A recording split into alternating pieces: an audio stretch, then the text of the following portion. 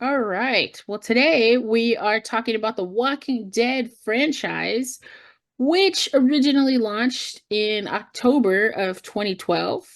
Um, no, actually April of 2012 with season one.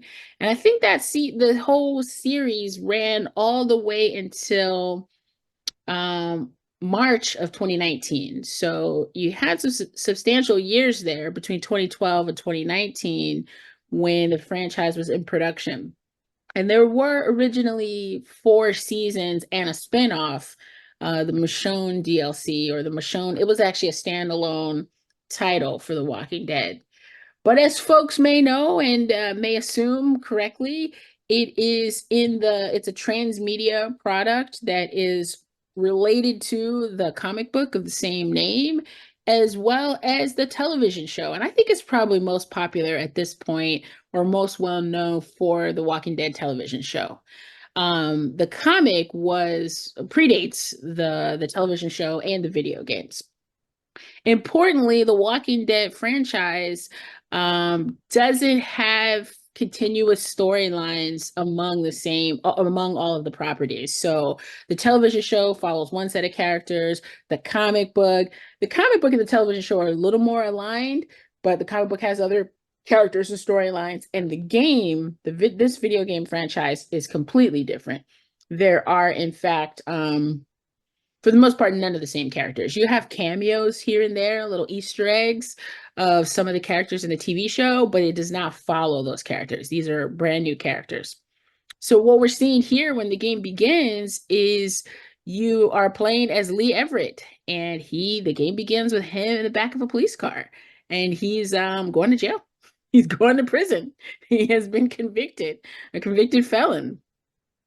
And in a few moments here, you're gonna see things start to unravel. This conversation is about it gives you a little bit of Lee's background. He is a Black professor, and I love to say that this game is, I think, the only game where I can play as someone who's really kind of close to my own like race and professional subjectivity, right? And you can play as a Black professor. It's the only game in history where you can play as a Black professor. But you're still in the back of a police car. Let me say Hey, this, well, you Trey. know what? You may be a Black professor in a video game.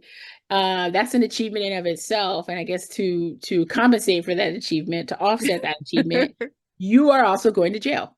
You're Yeah, going to prison. yeah. And so, oh, and by the way, there's the apocalypse. The zombie apocalypse is starting at the same time. So yes, you are a Black professor in this space for the first time in history, but you're going to prison and then also, zombies. So there's that. I mean, if you're a Black professor, it has to be the end of the world. So it was interesting, Trey, is that I think I told you this. I actually we played this in one of my undergraduate classes this semester, and I had my students read your piece on this game in gaming representation. Mhm. And they read the piece before they played the game in class. And apparently we've come to a point now that it's far enough in the past that students haven't played this anymore. Right, Right. right. Because I mean, the series started 12 years ago. Mhm. So, most of them were like in kindergarten No, or first grade then. I mean, no, yeah, but I how guess old does so. that make you feel? Uh so um and like playing through it in class, they were so excited that they actually understood what you were talking about. Mm. And when they were playing the game, right? And they were like, "Oh my God, this does actually start with him in the back of a police car," which I think is pretty interesting in a number of ways, right? The ways that the ways that they don't think about these things in or haven't thought about these things, but also that kind of realization that, oh, I missed something, right? I've missed this kind of treatment before, like actually having to talk about it in this class. But I'm sorry, I didn't mean to cut you off. Go ahead. No, no, it's good to kind of, get a broader view, especially since, as you said, so yeah, there you're hitting the zombie, the sheriff crashes, um, and then this is your kind of awakening into the nightmare, right? This is your sort of arrival into the dystopian nightmare. Not even, what I love about this is that there's so many layers of what dystopia is for Black folk. And so Yeah. you have the beginning of the game, which is sort of the de facto dystopia for Black folks, which is the criminalization of Blackness. And so you're living that as a Black professor on your way to prison. And then you now arrive into the new dystopia, which is the zombie apocalypse, which also has, racial and racial and cultural connotations, but zombies in general as a sort of figure of imagination. And the big question is, which one is worse? Yeah, well, that's right? Like, which Yeah. one is more real? Which one is you're already in a dystopia? It's a continuous dystopia, Yeah. and the sort of frame and the agents of aggression have changed. Agents of violence have changed. But Mhm. Lee's like waking up, like, what in the hell? Kind of, been this kind of catastrophic thing, and you might escape into freedom, but there is no escape into freedom, right? When it's the zombie apocalypse, you're still in handcuffs in the back of the police cruiser here. Mhm. So, so yeah, this narrative, is taking place in the South. I think this is Georgia because they're talking about UVA, where UGA, where Lee was a professor, a Mhm. history professor, and you get to learn a little bit about his family. They're really Black middle class or Black professional class. His family owns a pharmacy, right? So there's sort of this Black working elite in this area. And it's consistent with what his job is. He sort of stayed in a similar class point. Mhm. So you get to know that a little bit about him. And what is he accused of, or what was he convicted of? Because he's not just accused, he's convicted of a crime of passion, supposedly killing his wife. Yeah. And the game sort of plays around with that a little, like not fully weighing in, was Lee guilty, or is he just, sort of a victim of the system or not?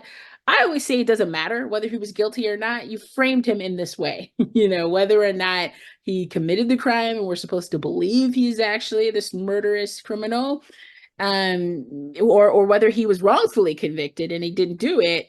It really doesn't matter. I think you're inclined to believe that he did do it, but it doesn't matter. He's cast in this position as opposed to being a Black professor on his way to work when the apocalypse starts. Like, can't we start there, right? Can't we're still going to get the zombies. You're still going to get the apocalypse. Why can't he be driving to work and crash and hit a zombie, and then you still have the same story, right? We need this backstory for this character, really. Yeah. Or, being on So campus and walking into class and all your students are zombies. Anything but being in the back of a police that would car. be great. Oh, that would be great. Let's do the remake here. Apparently, they've remade Good Times on Netflix. I ain't got time for this, but apparently, it's a neo minstrel show. And but I think we could do better. We can rewrite this and at least let Lee, be going into work. As far as the article, it's been so long since I've written that, because I mean this is 2012 and I think gaming representation came out 17, but 16 or 17. But if it came out in 16 or 17, that means I was still writing it back in 13 or 14 or something for it to Yeah. come out. Mhm. So I don't believe I've gone back to play this in that since then. But one of my major critiques of the game was this project of racial empathy. So let's, you know, talk a little bit about where we're headed with Lee and the young character Clementine, who is the girl who's actually the star of the series. So this is Clementine's story, even though you start out as Lee here in this first episode, Mhm. you will switch eventually through the future episodes, and mostly play as Clementine. You'll kind of have some perspective changes to here and there, play as other characters, but it's her story. Mhm. Mhm. And I compare this to The Last of Us and the sort of paternal father figure, daughter figure storylines that are developing in both The Last of Us and in the Walking Dead, this episode 1 of The Walking Dead. Mhm. And I argued that, part of what the dystopia does is it tries to, when you're living in a dystopia, this is kind of a known dystopia, an accepted dystopia where most people would agree, zombies running around and killing people and eating them, that's a dystopia. We can't all agree that we're living in a dystopia right now. If you're Black and you empathize with Lee in the back of the police cruiser, you're probably going to say, yes, we are. But more people are going to agree that this is a zombies at your fence, coming after you, is an agreed upon dystopia. Mhm. And what these narratives tend to do is they try to create a sense of humanity in the face of all of this. And one of the things they do is try to build empathy around the characters, right? Around Joel and Ellie and The Last of Us, and here Lee and Clementine. But I argue that project of trying to build empathy is a project that has uneven consequences for Black characters. That even though you do get to care and about Lee and Clementine, and you start to care about Lee, this convicted felon, because of Clementine, because he cares for her. He has to take care of her. You go through the ritual of childcare Yeah. and I mean, Black paternity with yeah. him. Yeah, exactly. And it's not just the way that we see him. I mean, it is the way that we see him, definitely, yes.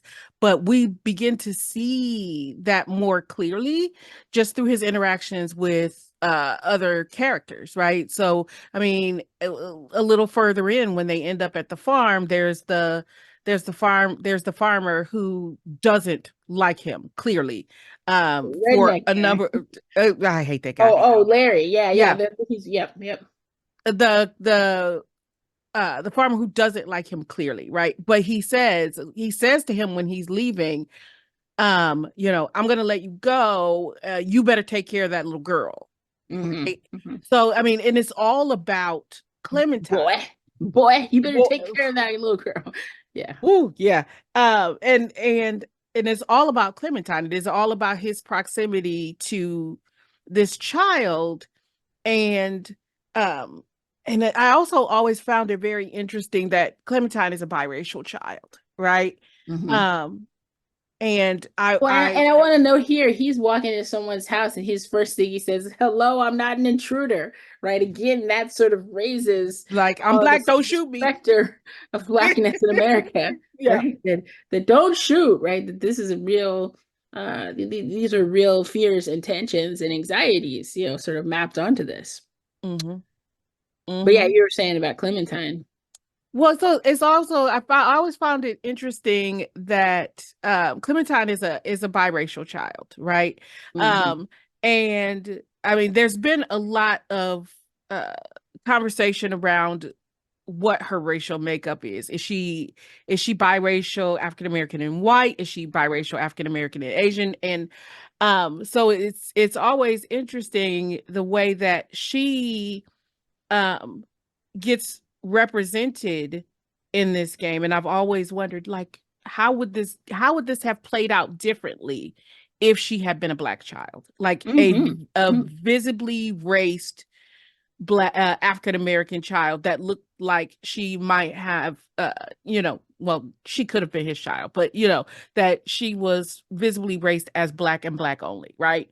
Right, right. Well, that would have been a different story because I think that the project of racial empathy, and I wrote about this extensively in my book, Blackness is Burning, this is a problem of recognition, of trying to constantly force the recognition or create the opportunities for recognition of Black humanity. Hmm. And I argue there that great, those projects exist, but in order to recognize that, you often have the Black characters have to suffer. They have to be violently attacked often, and it's a thorny proposition because even in the face of that violence, the window of recognition is so small Hmm. that it for many people they will never. So there's the picture of Clementine's family, Hmm. her father and her mother and her. But many times that window of opportunity for recognition is so small that many people don't even enter it and they don't recognize Black humanity. But even if you do, those moments of recognition are fleeting. And I think if Clementine were raced as Black, like visibly representing or presenting as Black, Mhm. it's that much harder because now you have to force recognition for two Black subjects that you Mhm. have to get the audience to care about. And we already know that there's a fear, a concern, and a resistance to casting Black characters in video games. And so part of the argument is, oh, people don't warm up to it. They won't identify. They don't want to play in this way. So I think it was strategic, perhaps, to not, and maybe even unconsciously strategic, to not visually code Clementine as Black, because then when you have characters in the narrative saying, "You better look out for that girl," right? They're sort of Mhm. doubling down on a white or white adjacent Mhm. vulnerable subjectivity. They can't see Black children as vulnerable in the same way, Yes. because Black kids are hardy. They can they can survive the zombie apocalypse. Dang that. They might be all right out there or whatever. But so then here's your first images of Clementine, in the treehouse. So yeah, that's the project. And I argue that there are limits to racial empathy, that this project will never fare well for Black folk. And in fact, it doesn't fare well for Lee. You go through this whole experience, this whole first episode of building empathy around him through Clementine, only to, I mean, we know what happens. So there's Clementine. She got her curls. She definitely is racially ambiguous, but you see Mhm. little kinks, little curls in her little fro, you know. Uh, um, because so we'll talk about the ending in a moment maybe, but um, in this case, so there she is. She's helping. She's got a very young sounding voice. We Mhm. haven't talked about voice acting, but she's not voiced by a person of color. So this is harkening back to that discussion we had about Assassin's Creed Liberation and the voice acting choices. Now, Dave Fennoy voices Lee Everett. here, and he's a Mhm. phenomenal Black, voice actor, Black actor and Black voice actor, phenomenal work. This is the pinnacle of, I think, video game voice acting for me. But Clementine, her character, her name is Melissa. I can't remember her last name, but I'm sure we can look it up. Um, there's just again that sort of plays into the racial ambiguity, I think, of Clementine, Mhm. who I still read as Black, even though she doesn't represent as Black, only because of her father in that picture, that photo. We going by the U.S. historical understanding of Blackness as the one drop rule. Clementine's dad's Black, and Mhm. you may not know how to read her mother visually, but the developers always talked about Clementine when the game was in development as this is a story of a young African American girl. And when I wrote that chapter, I quoted that, but I also mentioned that the wiki for this game fans were constantly changing her race. Sometimes it would say Black, sometimes it would say Asian, sometimes it would say white. There was constant Yeah. bickering and disagreement among the fans about how to read her, which Mhm. is also, part of its story. But I think the complicating factor of the voice acting contributes to that. Mhm. Yeah, it's interesting because I went to double check it because I was like, well, it was Melissa something, and I couldn't remember what her last name was, but I googled it very fast. Her name is Melissa Hutchison. But yes, Melissa Hutchinson, that's who it And is. the very first picture of her that comes up is a picture of her in Clementine's baseball cap. And Uh, she is another blonde-haired white woman. Uh mhm. and it's always interesting that I feel like we just had this conversation about Assassin's Creed Liberation, where the voice Absolutely. Yeah. actress was another blonde-haired white woman. Yeah, and I mean, I Yeah. think that again, you want to represent. It's just it's not a weird conundrum. It's a predictable situation. Mhm. That you gotta going halfway here with trying to visually encode a different race and have those sort of diversity markers, Mhm. but then not allowing Black folk to be employed in these roles, right? Just not letting them do that. And I think it does make a difference. It makes a difference in all kinds of ways. But in the main way, just is sort of supporting Black talent in the industry. Like that's just the basic way to kind of understand this, is that you're not employing folks to stand by this, and then you get into the discussions of, is it digital blackface and all of that. So I think you avoid that by just employing the talent you're trying to represent, no matter who that is. Mhm. So, but this game, I still have a soft spot for it for all its problems in terms of representing blackness, criminalizing blackness, this problem with racial empathy. So you build this empathy because you come to adore this relationship. Like as a fan, as a player, Clementine is adorable. Lee, he's my boy. No, Lee is capable. He's suffering, right? He's limping through the whole game and he's having a really bad day. Saturday is here. There's a couple of memes about because you start to meet other characters as this was season 1, episode 1. So Yes. basically the series released in terms of seasons, and each season has a couple of episodes, right? Like 4 or 5 episodes. Mhm. So as the episodes of season 1 go on, you meet other survivors. You meet people here who you're gonna ally with. They all kind of hate him, right? Like they all kind of are suspicious of Lee because of his blackness. And he's an outsider in this Southern environment, this still the racial politics of the South that are informing his journey to freedom or just journey to survival. And there's some memes out there. I think one of them was like, because Kenny is a recurring character. He's a character that you meet in this first episode. And the meme is something like, you know, you're surviving the zombie apocalypse, but your best friend is a racist, right? Yeah. Like Kenny's the person that you kind of become the closest to as Lee. And yeah, he's not even a low-key racist, he just makes all these assumptions about Lee's background, about his ability to hotwire a car at one point. He's like, Yeah. or break into something. He was like, you know how to do this, don't you? It's just those, it It's is like, those little microaggressions, right? Which mhm, is always really interesting because and I think that one of the things that I have that was that I always think when I play through these games is that yeah, um folks are going to miss out on these nuances, right? These racialized nuances when they're playing through if they have not necessarily been I guess the word I want to use is privy to them in their own lives, but also like and playing through this with students at any given point. And I don't play through it every semester or every year with students, but like every couple of years I like to throw it up in the mix just to see because they know, because we get like another iteration of The Walking Dead on TV, so it becomes popular again. Um, but playing through it like with students and having them kind of like see this and being and having them talk about it like in some real kind of informed ways is always really interesting. And I always and for that reason, I always kind of go to the first game in the series to the season 1 episode 1, right? Start mhm, there and move forward, right? And not to like Michonne, who they are probably more familiar with, who they're more familiar with, right? Because she's in like the current versions of the TV series. right. um but to get them to think about that and to talk about this and they'll be sitting there and they'll be like, wow.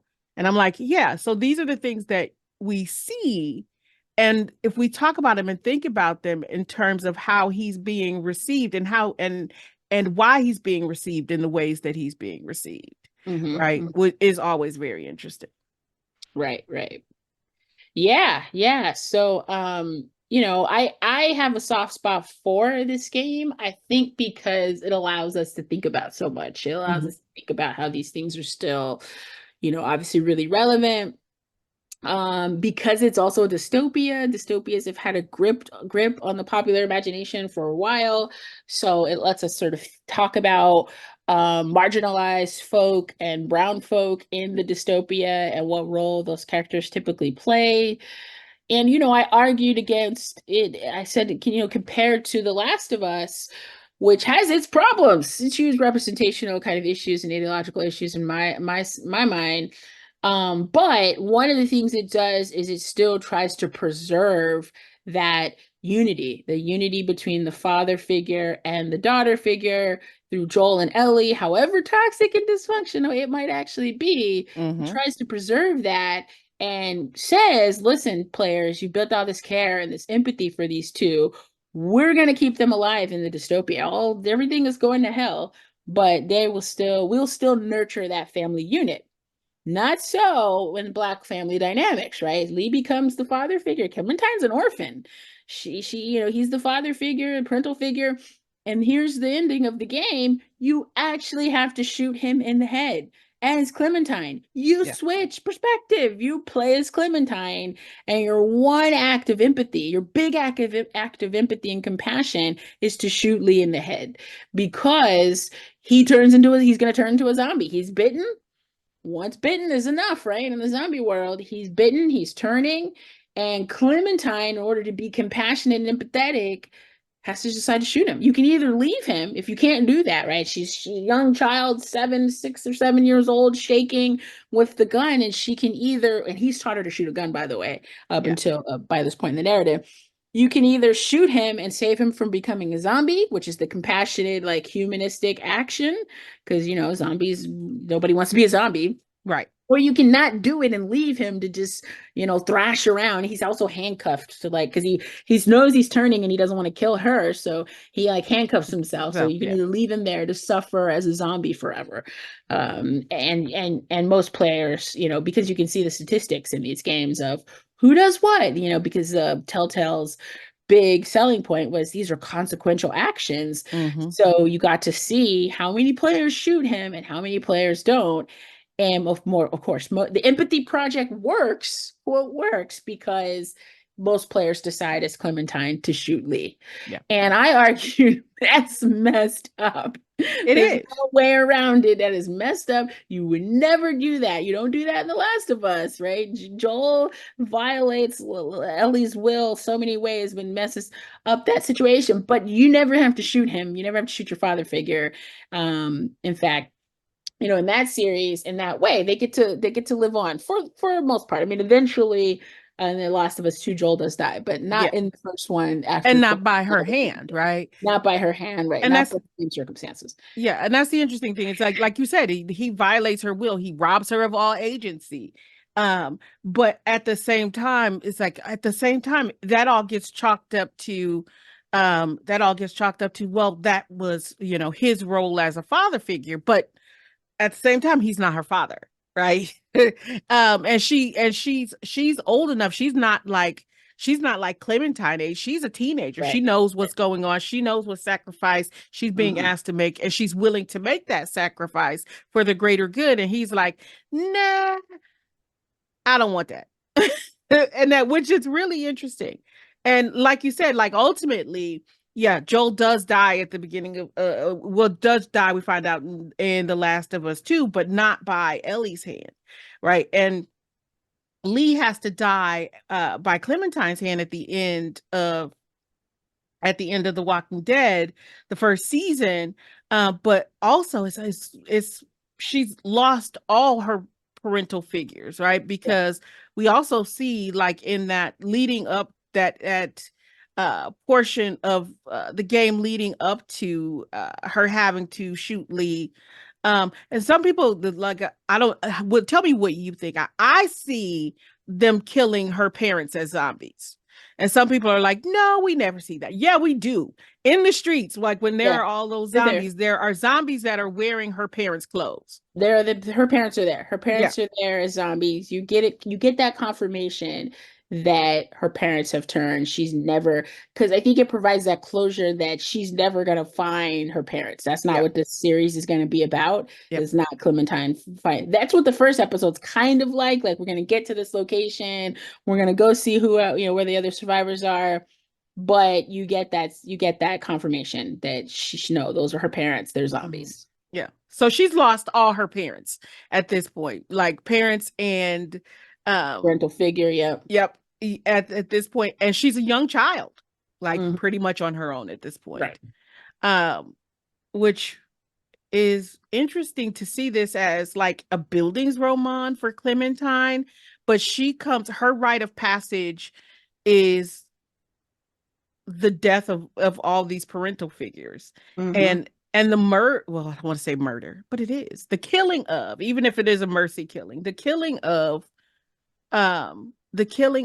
Lee, who is another black man in this game, which Yeah. is so messed up.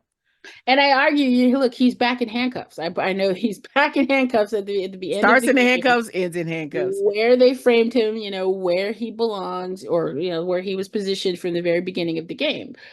Um, but as I said, I think that this game, I guess I have a soft spot for this game just because I thought about it for so long. Mm-hmm. But what the series becomes after this is Clementine's journey of interacting with some horrible, horrible people in the world, Yeah. again and again, horrible enclaves of people. Because this series, The Walking Dead, is a nihilistic dystopia. It's a dystopia that Mm-hmm. really aims to show you pretty much how horrible humanity can be. Mm-hmm. That's the point of it. It's the conceit of it. And there's Mm-hmm. a little kernel of hope just because Clementine she's durable. She keeps surviving these circumstances. And eventually she becomes a parental figure. To a And young black boy. AJ, right. And Yeah. his parents die, right? His parents die, his Mm-hmm. mother dies. And then Clementine, and then he's actually visually coded as black, a little, Mm-hmm. brown or darker complexion, afro, and you're supposed to go on a journey of this like lost innocence, but it's never a lost innocence when in the popular imagination when it comes to black childhood and black children, Yeah. because they're presented as never really being innocent. So again, it's sort of like, what is the project here? The project is to see them just again sort of survive these horrible circumstances. Mm-hmm. And yeah, that's pretty much the series. I think that it has a lot. Why is it in the archive? Well, to me, this is still a landmark text. It's 2012. You're playing as a black character. You're playing as a black professional class character. And it was also, again, the contemporaneous with The Last of Us, which has become such a big franchise. You've got a TV series and all of this around The Last of Us fan fiction and whatnot. So I think it's an important text in that sense. But when we go through the taxonomy and we ask about development, designers, artists, is the development process reflective? To my knowledge, if there is sort of a development team, that employed Black folk, I'm not sure of it. I mean, we have to do a little bit more digging on that part. And this is one of the tricky parts of games and labor. But as far as I know, at the forefront of this entity, this franchise, I don't know about the development question. But certainly voice acting has it, right? We mentioned Dave Fennoy, sort I of was gonna character, say for Lee, yes, but not for Clementine. Yeah. not for Clementine, but I don't know who plays AJ. AJ also, I think, was a young person of color. Um, so at least in the first episode, and then later episodes, then Michonne, we have some representation there in terms of voice acting. Mm-hmm. Mechanics, that's interesting. I mean, I think we've been giving mechanics a yes in most cases. This has those quick time events, right? So Mm-hmm. this is a very quick time event. You do have some control over the character, but it's kind of like, how do the mechanics reverberate to or toward a sort of Black cultural context? Mm-hmm. I am not always sure on that. I think, yeah, I'm not always sure on I'm not sure on this case about the mechanics, because probably because you're so confined in terms of what you can do, right? Like it's not like the Assassin's Creed Liberation where you have those disguises and you're changing and you have the historical Right. reference of like being a slave and wearing the clothing for that. Yeah. In this case, you're doing sort of typical actions no matter who you are, exploring, and yeah, so I'm not sure about the mechanics Yeah, reverberating. it plays more like just your traditional point and click adventure game, right? Mhm. I I don't really see anything in terms of being like racially specific in the same way, like you say, in the same way that we can clearly see in something like Assassin's Creed Liberation. But yeah. Or The Last of Us, yeah. I mean, not The Last of Us, Mafia 3, Hmm. with the NPCs and how they behave, like even if it's, It's programming in terms of context, like in terms of narrative, yes, but in terms of what you can do here, I'm not sure. But I think it might be, as you say, it's the point and click kind of more limited set of mechanics, the quick time events. I mean, but if we talk about that ending where, at least with episode one, where you have to shoot Lee, to me, that is the most powerful mechanical statement. You have this very stark choice. You know what? That alone might earn it mechanics in terms of, my own reading. I think it's consequential because of its connection to like criminalizing blackness, right? That you're back in that position. And those are your two options, right? Those are the stark two options. It's such a big decision and it's an interactive decision. And that, but for the whole franchise, I mean, there might be other moments in later episodes where something like that.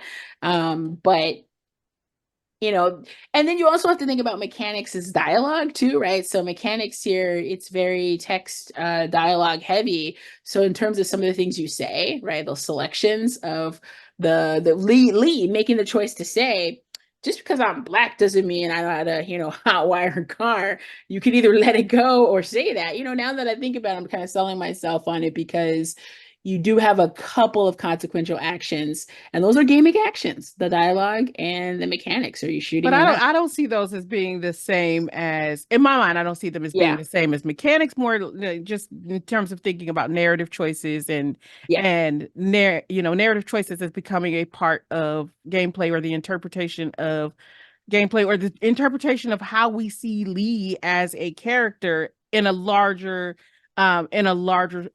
scale and in a larger framework, right? Outside of just being this character in the game, but being a black man that exists in this dystopian world, coming from a different dystopian world, yeah. right?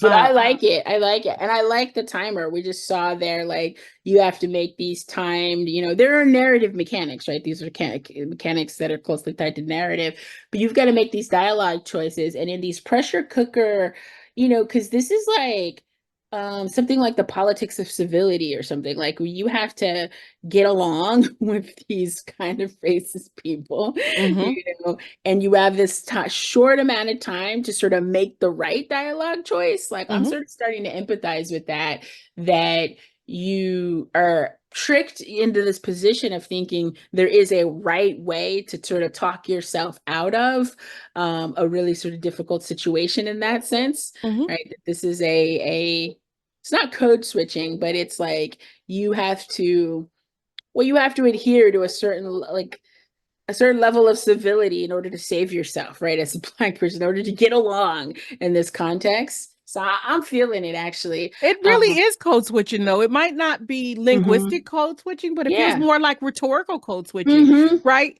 Where Bring it. you have to definitely kind of navigate these complex racialized moments, right? Yes. Because they're Yes. not just regular conversations that you would have like with your friends, right? But they are a very specific kind of conversation that you're having in the moment with someone who is already prejudging you because of the color of your skin. Yeah. So you can't answer. And for him, it's even more complex because he's coming at this as a black man. He's coming at this as someone who's been convicted of a crime, and who is in the moment trying to hide the fact that he's been convicted of this crime and what his true identity is, because he knows that it's going to affect the relationship that he has with these people in an even greater way than it's already been affected because of the fact that he presents as a black man, right? So I Hmm. think it's definitely rhetorical code switching, and it's got a lot at stake here, right? Yeah. There's a lot at Yeah. stake. Yeah, yeah, yeah. So I think one of the things we talked about before with mechanics was if you're playing a black character, if it's a black playable character and the social political like context coheres to that subjectivity, the mechanics are ultimately going to have to be implicated because you have to survive or navigate, act as a black character in that world. And I think the mechanics are just, yeah, they're gonna have to comply. They're not neutral, right? So it's the same as, is narrative going to be neutral, politically neutral, salient, etc. No, it can't be. and I think the mechanics are sort of going to be implicated in that. Now, Mhm. maybe in a system where you had character creation options and you created a black character, but nothing in that world identifies you as such, then maybe that's an example of where the mechanics won't really be aligned, with blackness or black culture or black experiences. But I think in this case they do. We just on you how you have to make these right decisions in Mhm. terms of rhetorical code switching and circumstantial switching, and yeah, just the social politics that are inherent here. Mhm. So that's mechanics. Narrative themes, yes, we've already said that applies. Politics, ideology, history, absolutely. You've got playable black characters. You have Lee here. You have AJ in some cases later on. Clementine, of course, is biracial. And then Michonne in the standalone title. Yeah. Intersectionality is interesting. I think yes, in Yes. terms of Clementine especially, and being able to think about gender and feminist presentations of that character. We already talked a little bit about class, kind of getting Lee's backstory here. Mhm. Um, I think so, yeah. So intersectionality, Black cultural traditions. I think That's so. Okay, let me tell you why I think so. Right. mm, And I was thinking about this just like in thinking about Lee and the way Lee presents, right? He tells you're in the South, right? And he mm, tells people that he's a teacher, right? mhm. Um, and so, and I think that especially Yeah, when we yeah. talk about being in the South, and being a person of color it holds a lot of respect for folks, Mhm. right? And it has, right, since the period immediately post the antebellum period, right? So even if you didn't have a lot of money, you still had an education, right? And you still had a respectable position. And I think that is definitely something that is um, more present, uh, and more, I don't want to say more respected in the Black Southern community, but Oh yeah, yeah. yeah. So Well, that's there why I was say so. economic mobility occurred through the Black middle class careers, Black middle class professions. So you had your teachers, you had your doctors, your sort of, again, this is educated in a Black cultural context, usually too, HBCU education. You had, your pharmacists, like Lee's parents. You had a couple of pathways. You had preacher, right? You had a couple of pathways, Black nurses in a Mhm. segregated society. And so, yeah, Lee, his family definitely are examples of that. I was gonna say it's light on it because it's not some of the Black cultural traditions that we would normally track, through games and game history, Mhm. like music, for example. But yeah, I don't even know that there is music here in this game. Yeah. Uh, but you point out some important ones. Character creation, nope, there's no character creation or character design. And then it's interesting, fan community and reception. Like, is there a avid sort of Black fan base around this? I actually said no. I said in my article that there were people who adored this relationship between Lee and Clementine. Mhm. But what I was looking for was a critical, like, discourse community that could talk about, like, all of it, the politics of sort of being Black. And now I think, people are more sort of savvy readers of this kind of text, but Mhm. it's not one of those games that, like, seem embraced by large sectors of a Black fan base. Mhm. So I would generally say no about that. Significant cultural mods, not that I know of. And is there anti-Blackness and or regressive characterizations?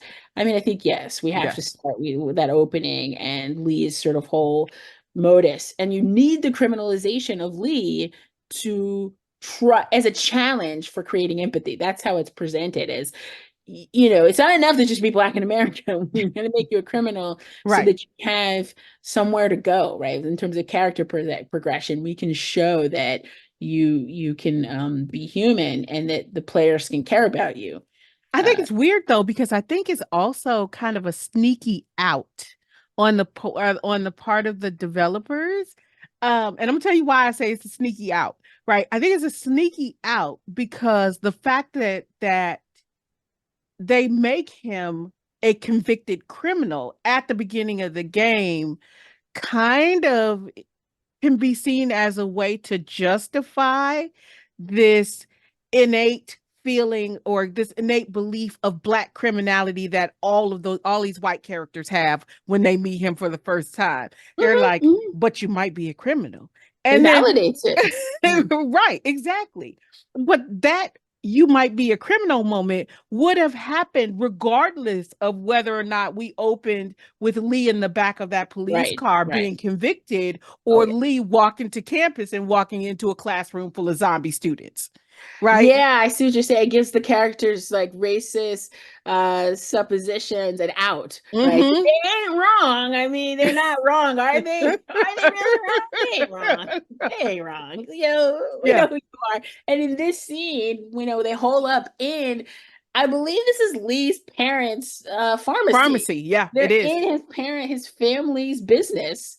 And the character Larry, the big guy, he says, "I know your secret," because Lee's not like too talkative. He's not telling them, his Mm-hmm. backstory, and he's like, "We know how you're. Well, I know about you, right? So it's this open secret here about his background. So he's sort of blackmailing and strong arming and threatening him. And yeah, he's like, "Don't get too close to my daughter." I mean, and that was and that's always interesting too, because that goes back to talk about intersectionality, that kind of belief of kind of black that belief that like all black men want to rape white women kind of Oh, the thing. predatory. Yeah, the Yeah. predatory impulses, you see Yeah. that. So we definitely got that resonating with Larry. He's hitting on all the racist stereotypes at this point. Yes. Yeah. But even Kenny, who's your friend, he's your dude, he's got it too. So Oh yeah. you guys are in a miserable position here. Oh yeah. I mean, that is a double dystopia, a double dose of dystopia on multiple levels. So yeah, this is why I play The Sims, guys, because I mean, this is a dark place. This is a dark place, but it Mm. belongs in the archive. It has this historical significance. It hits on several registers of taxonomy, including anti-blackness, right? Hmm. That's there as well. But Fenoy, again, I say, is a highlight. Like, I remember he has done a couple of interviews about his role. And I will say that it's sort of like, when you have a really exceptional actor, they can bring some nuance to a performance that wasn't really intended, right? Like, you used to say this about Sidney Poitier characters, which were plastic in a lot of ways. He played these black exceptional characters, the good enough doctor, right? Like he played these supremely good characters that were impossible to understand as realistic, just because they were so flat. Hmm. But the performances, of the person, the performances of the actor would always sort of leak into that image, bleed into that image a little and humanize it in a completely unexpected way. And I think that this is a masterful performance of Dave Fennoy here. I really enjoy that. Yeah, So just in terms of good artistry on that side of it, you have it. we do. Agreed. All right. Well, welcome to the Black Games Archive, the Walking Dead franchise.